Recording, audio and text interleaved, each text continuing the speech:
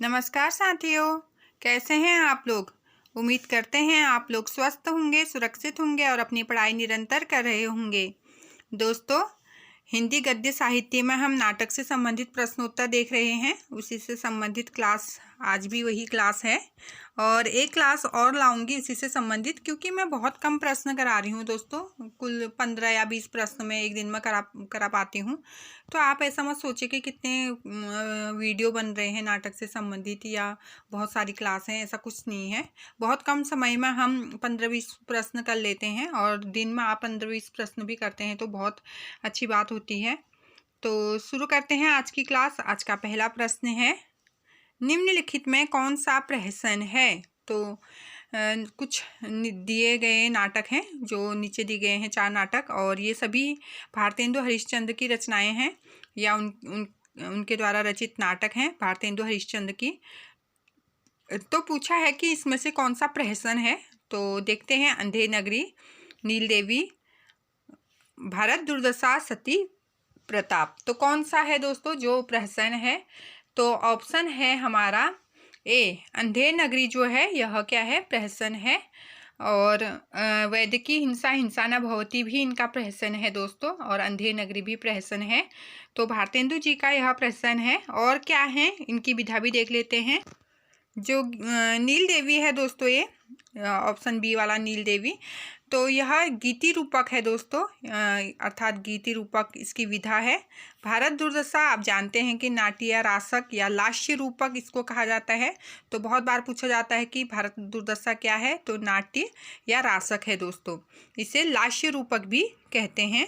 और सती प्रताप, ये भी उनका मौलिक नाटक है। सती प्रताप, विशेषी विस्मौसदम, प्रेम जोगिनी, चंद्रावली, ये भारतेंदु जी की मौलिक नाटक हैं। आगे बढ़ते हैं, अगला प्रश्न देखते हैं। प्रश्न संख्या 2 है हमारा, चौपट चपेट और मयंक मंजरी। एक है चौपट चपेट, दूसरा है मयंक मंजरी। तो इसके लेखक कौन है यह पूछा है, और दोनों नाटक हैं दोस्तों। हम नाटक से संबंधित प्रश्नोत्तर देख रहे हैं तो जाहिर सी बात है कि ये नाटक हैं। तो चौपट चपेट मयंक मंजरी किसकी है। तो किशोरीलाल गोस्वामी, बालकृष्ण रामकृष्ण वर्मा, बाबू रामकृष्ण वर्मा है, मथुरा प्रसाद चौधरी या रूप नारायण पांडे। तो किसकी रचना है दोस्तों चौपट चपेट और मयंक मंजरी, यह है किशोरीलाल गोस्वामी की। तो किशोर लोग चौपट चपेट रहते हैं, मयंक मंजरी में रहते हैं। तो ऐसे भी लर्न कर सकते हैं, चौपट चपेट मयंक मंजरी ये किशोरीलाल गोस्वामी की का नाटक है। और परिणयी भी है इनका नाटक दोस्तों। 1890 में परिणयी की रचना भी किशोरीलाल गोस्वामी जी ने की थी। आगे बढ़ते हैं, अगला प्रश्न देखते हैं। प्रश्न संख्या 3 है हमारा, भारतेंदु युग की केंद्रीय विधा है। तो जो भारतेंदु युग है उसकी केंद्रीय विधा क्या है यह पूछा गया है। तो क्या है इसकी केंद्रीय विधा, देखते हैं, उपन्यास, कहानी, नाटक या इनमें से कोई नहीं। तो क्या है दोस्तों, यह है नाटक। मैं पहले भी बता चुकी हूँ कि भारतेंदु युग से ही नाटक का प्रारंभ होता है। हिंदी साहित्य में नाटक का प्रारंभ कहाँ से होता है, तो भारतेंदु युग से होता है। तो इसकी केंद्रीय विधा भी नाटक रही है दोस्तों। तो ऐसे भी हम रिलेट कर सकते हैं कि अभी तो हम नाटक ही पढ़ रहे हैं तो आंसर नाटक ही होगा, लेकिन अब हमें याद रखना है कि भारतेंदु युग से इसका आरंभ हुआ था। तो हिंदी साहित्य में जो भारतेंदु युग है उसमें अनेक नवीन विधाएं हुई दोस्तों, क्योंकि उससे पहले आदिकाल, भक्तिकाल, रीतिकाल हम देख रहे थे तो उनमें अलग अलग धारणाओं से संबंधित काव्य रचनाएं हो रही थी। लेकिन गद्य का विकास भारतेंदु युग से ही हुआ, इसीलिए आचार्य रामचंद्र शुक्ल ने आधुनिक काल को गद्य काल भी कहा है। तो कौन सी नवीन विधाएं भारतेंदु युग में रही, देखते हैं। जैसे रहे नाटक, उपन्यास, कहानी, निबंध आदि का प्रवर्तन भारतेंदु युग में हो गया था, और इसकी केंद्रीय विधा नाटक है, यह हमने देख लिया है। इस युग में मौलिक नाटकों के साथ साथ अन्य भाषाओं के नाटकों का भी हिंदी में अनुवाद हुआ है, यह भी आप जानते होंगे। जैसे भारतेंदु जी ने बहुत सारे संस्कृत भाषाओं का हिंदी में अनुवाद किया है, संस्कृत भाषा के नाटकों का, बंगला भाषा के नाटकों का, है ना। तो बहुत सी भाषाओं के नाटकों का उन्होंने क्या किया है, हिंदी में अनुवाद किया है। तो बहुत से विद्वानों ने, बहुत से कवियों ने, बहुत से नाटककारों ने विभिन्न भाषाओं का अनुवाद किया है। और भारतेंदु युग के प्रमुख नाटककार जैसे भारतेंदु हरिश्चंद्र हैं, लाला श्रीनिवास दास, राधा कृष्ण दास, बालकृष्ण भट्ट, राधाचरण गोस्वामी, गोपाल राम गहमनी, किशोरी लाल गोस्वामी, प्रताप नारायण मिश्र, ये सभी क्या हैं दोस्तों, भारतेंदु युग के प्रमुख नाटककार हैं। तो पूछे भी जाते हैं कि भारतेंदु युग के नाटककार कौन हैं कौन नहीं हैं। तो भारतेंदु युग, द्विवेदी युग, छायावाद युग के सभी जो कवि हैं दोस्तों, ये हमें याद होने चाहिए। तो इसीलिए मैं रिवाइज करते रहती हूँ ताकि हम भूले नहीं। अगला प्रश्न देखते हैं, प्रश्न संख्या 4 है, संयोगिता स्वयंवर है। तो संयोगिता स्वयंवर एक रचना दी गई है, यह क्या है, कहानी, उपन्यास, नाटक या इनमें से कोई नहीं। तो क्या है दोस्तों, संयोगिता स्वयंवर लाला श्रीनिवास दास द्वारा रचित नाटक है। और इन्होंने और भी नाटक लिखे, प्रहलाद चरित लिखा, तप्ता संवरण, रणधीर प्रेम मोहिनी, और ये लाला श्रीनिवास दास के प्रमुख नाटक हैं। और रणधीर प्रेम मोहिनी हिंदी का प्रथम दुखांत नाटक है, यह भी याद रखना है हमें कि हिंदी का पहला दुखांत नाटक कौन सा है, रणधीर प्रेम मोहिनी। और किसकी रचना है, लाला श्रीनिवास दास की। और लाला श्रीनिवास दास भी भारतेंदु युग के प्रमुख नाटककार हैं दोस्तों।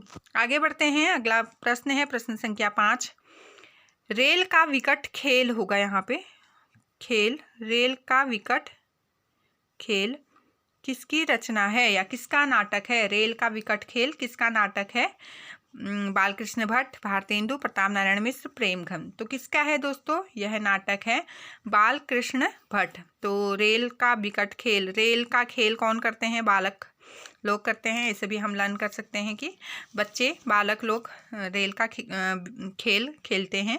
पहले जब हम छोटे थे तो बहुत खुश होते थे रेलगाड़ी देख के, छोटी सी रेलगाड़ी होती थी और खुश होते थे, तो वही समझ लीजिए बालकृष्ण भट्ट। आगे बढ़ते हैं, अगला प्रश्न है प्रश्न संख्या 6, विश्वामित्र नाटक है। तो विश्वामित्र नाटक किसका है दोस्तों, विश्वामित्र नाम से रचना की है और यह नाटक है किसका है, यह देखते हैं। ऑप्शन है लक्ष्मी नारायण, लक्ष्मी नारायण लाल हो गया, नहीं लक्ष्मी नारायण मिश्र होगा, उदय शंकर भट्ट, गोविंद बल्लभ पंत या इनमें से कोई नहीं। तो कौन है दोस्तों, किसकी रचना है, विश्वामित्र, यह है उदय शंकर भट्ट जी ने लिखा है विश्वामित्र। ऑप्शन बी हमारा सही हो जाएगा, उदय शंकर भट्ट जी ने विश्वामित्र, शक विजय, नया समाज, अम्बा कमला, अंतहीन, पार्वती आदि ऐतिहासिक और सामाजिक नाटक इन्होंने लिखे हैं उदय शंकर भट्ट जी ने। और राजमुकुट, ययाति, ये गोविंद बल्लभ पंत के हैं, ययाति बहुत बार पूछा जाता है, और राजमुकुट गोविंद बल्लभ पंत के नाटक हैं। और जो लक्ष्मी नारायण मिश्र हैं, इन्होंने बहुत महत्वपूर्ण नाटक लिखे हैं, जैसे अपराजिता, चक्रव्यूह, मृत्युंजय, है ना, इन्हें भी हमें याद रखना है। आगे बढ़ेंगे, अगला है हमारा प्रश्न संख्या 7, शिवा साधना, क्या पूछा है दोस्तों, शिवा साधना नाटक है। तो शिवा साधना नाटक किसका है, हरिकृष्ण प्रेमी, जयशंकर प्रसाद, सेठ गोविंद दास या उदय शंकर भट्ट, किसका है दोस्तों शिवा साधना। तो जो शिवा साधना नाटक लिखा है ये हरिकृष्ण प्रेमी जी ने लिखा है, शिवा साधना नाटक। इनके और नाटक हैं जैसे रक्षाबंधन है, स्वप्न भंग है, विषपान, सापू की सृष्टि, उद्धार, अमृत पुत्री नामक विभिन्न नाटक इन्होंने लिखे हैं। और शिवा साधना में क्या है दोस्तों, इसमें जो छत्रपति शिवाजी हैं उनके जीवन पर आधारित यह लिखा गया है शिवा साधना, छत्रपति शिवाजी के जीवन पर। आगे बढ़ेंगे, अगला प्रश्न है प्रश्न संख्या 8, जन्मजय का नाग यज्ञ। ठीक है दोस्तों, जन्मजय का नाग यज्ञ यह भी नाटक है। तो यह नाटक किसके द्वारा लिखा गया है, ऑप्शन है प्रसाद, पंत, हरिऔत, निराला। तो आप जानते होंगे कि यह महत्वपूर्ण नाटक जयशंकर प्रसाद जी ने लिखा है, जन्मजय का नाग यज्ञ। और जयशंकर प्रसाद जी को प्रसिद्ध ऐतिहासिक नाटककार भी माना जाता है, यह भी आप जानते हैं।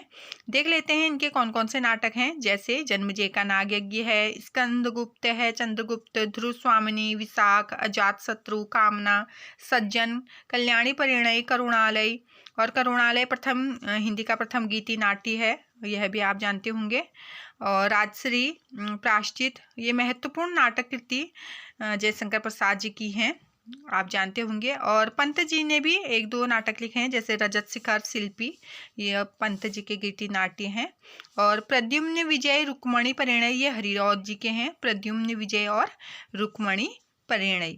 और जयशंकर प्रसाद जी को ऐतिहासिक नाटककार कहते हैं, ये मैं बता चुकी हूँ। इनका जो प्रथम नाटक है दोस्तों सज्जन है, किसका? प्रसाद जी का प्रथम नाटक पूछा जाता है सज्जन। 1910 ईस्वी में इन्होंने इसकी रचना की, सज्जन की। और प्रथम नाटक पूछा जाता है तो सज्जन प्रसाद जी का। आगे बढ़ेंगे। अगला प्रश्न है हिंदी का प्रथम गीति नाट्य। तो अभी अभी मैंने बता दिया, आंसर भी आपने देख लिया होगा। तो हिंदी का प्रथम गीति नाट्य कौन सा है दोस्तों? यह है करुणालय। और किसकी रचना है करुणालय? यह प्रसाद जी का नाटक है, प्रसाद जी ने लिखा था गीति नाट्य। तो हिंदी का प्रथम गीति नाट्य इसे माना जाता है जो प्रसाद जी ने लिखा है। और जो अनग है दोस्तों, ये अनग होना चाहिए, धौ हो रहा है, अनग। अनग नामक गीति नाट्य की रचना मैथिली शरण गुप्त ने की थी। और पंचवटी प्रसंग नाटक है एक, पंचवटी रचना तो मैथिली शरण गुप्त की है, लेकिन पंचवटी प्रसंग करके एक रचना है, यह किसकी है? पंचवटी प्रसंग करके जो गीति नाट्य है वह निराला जी की है। आगे बढ़ेंगे, अगला प्रश्न देखते हैं। प्रश्न संख्या 10 है हमारा। उत्तर प्रियदर्शी क्या है दोस्तों? उत्तर प्रियदर्शी नामक गीति नाट्य किसका है? तो उत्तर प्रियदर्शी नाटक देखते हैं अज्ञे का, प्रसाद का, मुक्तिबोध का, हरिकृष्ण प्रेमी का। किसका है दोस्तों उत्तर प्रियदर्शी गीति नाट्य? यह नाटक है अज्ञे जी का। ऑप्शन ए हमारा सही हो जाएगा। अज्ञे जी द्वारा रचित गीति नाट्य है उत्तर प्रियदर्शी। आगे बढ़ेंगे, अगला प्रश्न देखते हैं। प्रश्न संख्या 11 है, नाटक में कितने रस माने गए हैं? तो बहुत महत्वपूर्ण प्रश्न ये कि नाटक में कुल कितने रस माने गए हैं? 7, 8, 10, 2। तो कितने रस माने गए हैं दोस्तों? नाटक में 8 रस माने गए हैं दोस्तों।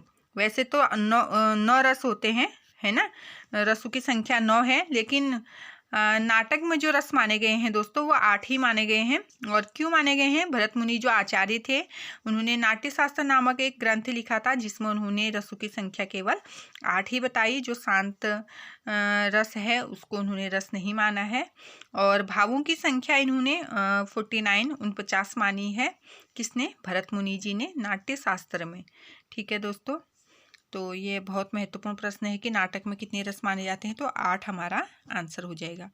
अगला प्रश्न है हिंदी का प्रथम दुखांत नाटक। तो कुछ देर पहले मैंने बताया कि हिंदी का प्रथम दुखांत नाटक कौन सा है। उम्मीद करते हैं आप रिकॉल कर पा रहे होंगे।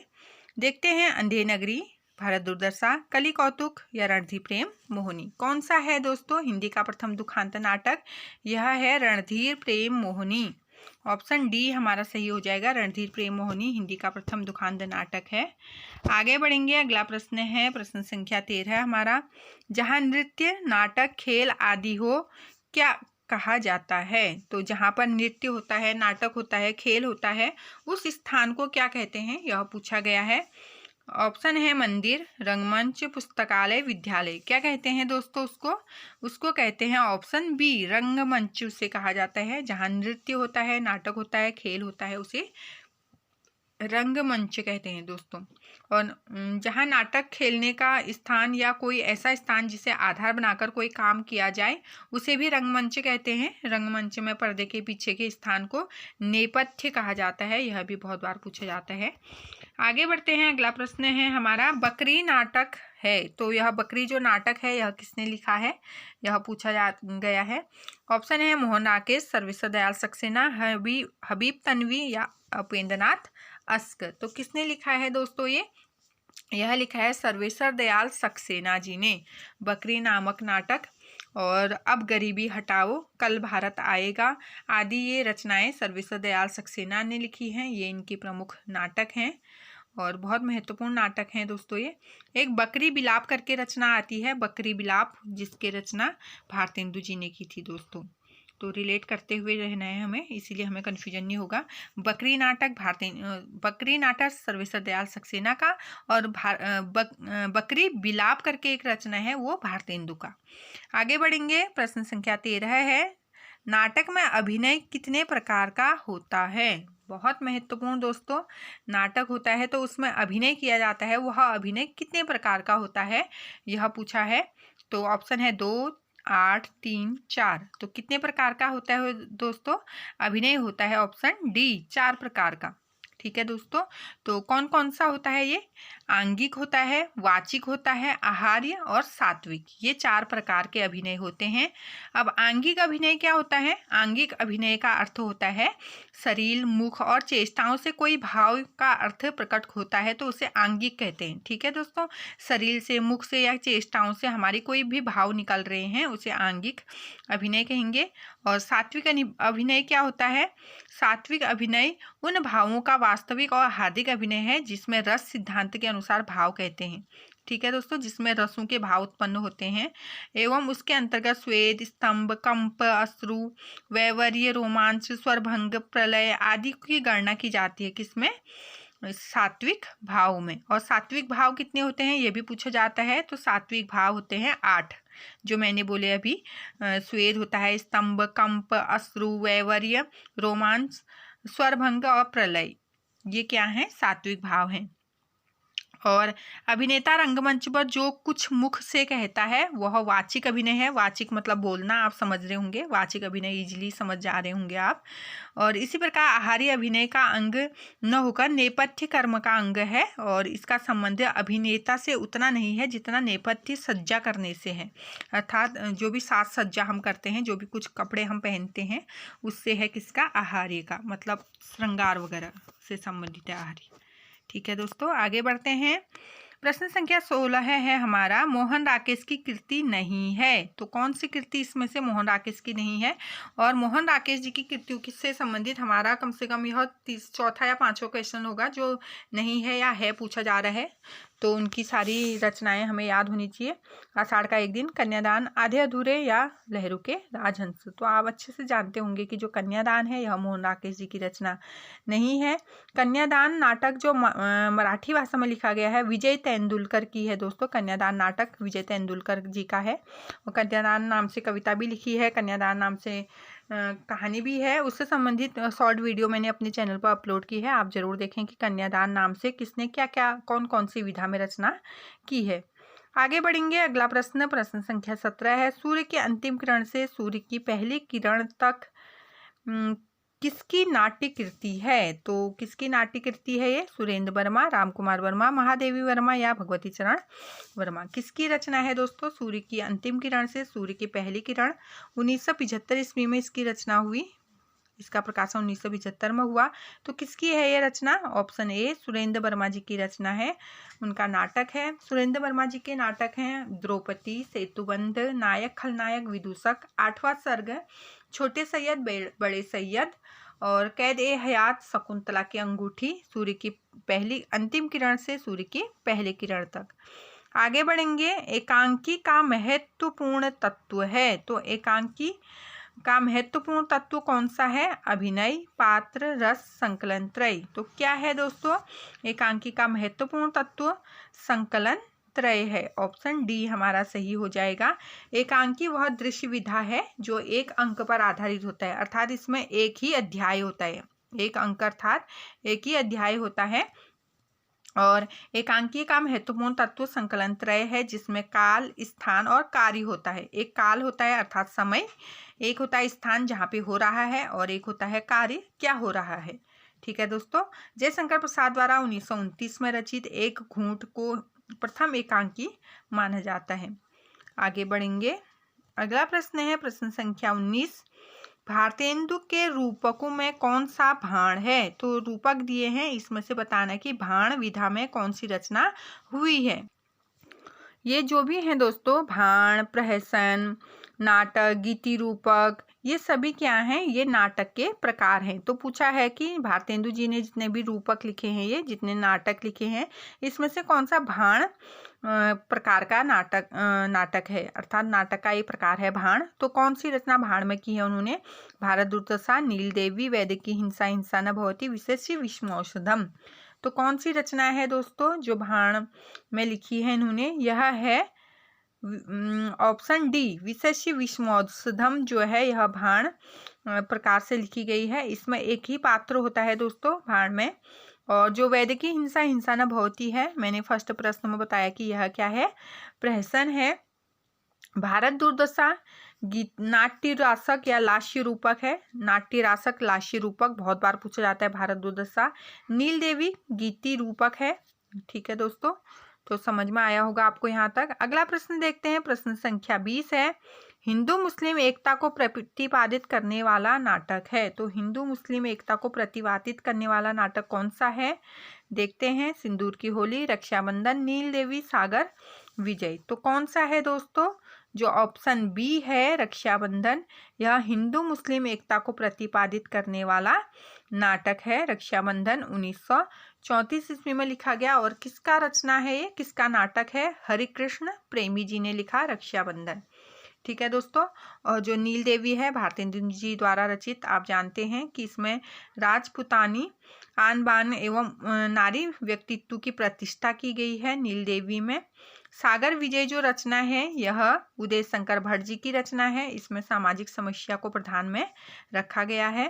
सिंदूर की होली आप बहुत अच्छे से जानते हैं कि लक्ष्मी नारायण मिश्र जी की रचना है और समस्या प्रधान सामाजिक नाटक इसे माना गया है, जिसमें व्यक्ति और समाज को उत्तरोत्तर संघर्ष दर्शाया गया है। इसमें व्यक्ति और समाज के बीच क्या संघर्ष होता है उसको सिंदूर की होली में दर्शाया गया है।